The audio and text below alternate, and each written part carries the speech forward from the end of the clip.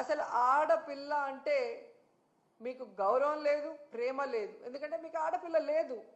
So ఆడవాళ్ళకి ఇచ్చిన వాగ్దానాల్ని నెరవేర్చాలన్న చిత్తశుద్ధి మీకు లేదు. ఆడవాళ్ళకి రక్షణ కల్పించాలన్న చిత్తశుద్ధి మీకు లేదు. ఆడవాళ్ళని అభివృద్ధిలోకి తీసుకురావాలన్న చిత్తశుద్ధి మీకు లేకపోవడం అనేది ఈ రాష్ట్రంలో ఉన్న మహిళలకి దురదృష్టంగా మారిందని కూడా ఈ సందర్భంగా తెలియజేసుకుంటున్నా. ఎందుకంటే ఈరోజు ఏదో గొప్పగా మహిళలంతా తిరగబడతారనుకొని తెలుసుకున్నాడేమో కానీ మహిళా దినోత్సవం సందర్భంగా ఆయన ఒక యాప్ని ప్రవేశపెట్టబోతున్నాడు అని తెలిసింది. దాని పేరు శక్తి యాప్, మహిళా భద్రత కోసం అంట. సంతోషం, కనీసం నీకు కొత్త ఆలోచన రాకపోయినా జగన్మోహన్ రెడ్డి గారి ఆలోచనని కాపీ కొట్టి ఈరోజు పేరు మార్చైనా పెడుతున్నందుకు సంతోషం. కానీ పేరుతో సరిదిద్దద్దండి, దాన్ని సక్రమంగా ఇంప్లిమెంట్ చేసి మహిళా పోలీస్ స్టేషన్లని దిశ యాప్ ఉపయోగించి అలాగే మహిళా పోలీసులు ఉపయోగించి మహిళల్ని రక్షించే విధంగా ముందుకు వెళ్ళండి.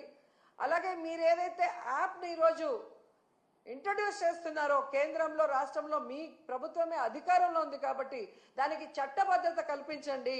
అప్పుడే మహిళలకి పరిపూర్ణమైన భద్రత కలుగుతుందని కూడా చంద్రబాబు నాయుడుకి సూచిస్తున్నాం. ఎందుకంటే ఈరోజు మీరు చూస్తే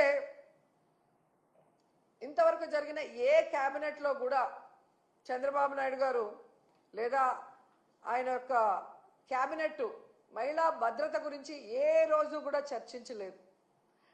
కానీ వ్యాపారులకి, మద్యం వ్యాపారులకి కమిషన్ పెంచడానికి వాళ్ళు క్యాబినెట్లో డిస్కస్ చేశారంటే ఎంత సిగ్గుచేటో ఒకసారి ఆలోచించండి.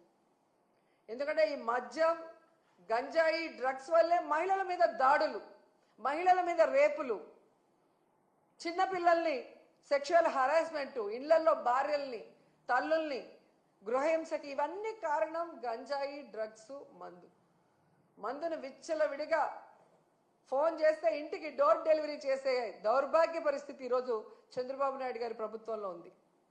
సాక్షాత్తు ముఖ్యమంత్రి గారు ప్రాతినిధ్యం వహిస్తున్న కుప్పంలో గంజాయి సాగు ఈరోజు ఎకరాలకు ఎకరాలు జరుగుతుంది. అలాగే ఈరోజు సీఎం గారు నివాసం ఉంటున్న ఈ గుంటూరు జిల్లాలో డ్రగ్స్ కి అడ్డాగా మారింది. ఇక హోంమంత్రి అనిత ఇన్ఛార్జిగా ఉన్న వైజాగ్ లో ఆ చుట్టుపక్కల గంజాయి సాగు ఎలా తాగుతుంది, డ్రగ్స్ కి అడ్డాగా ఎలా మారుతుంది అనేది తెలుసుకోవాలి, సిగ్గుపడాలి, వాటిని అరికట్టాలి. ఎందుకంటే వీటి వల్లే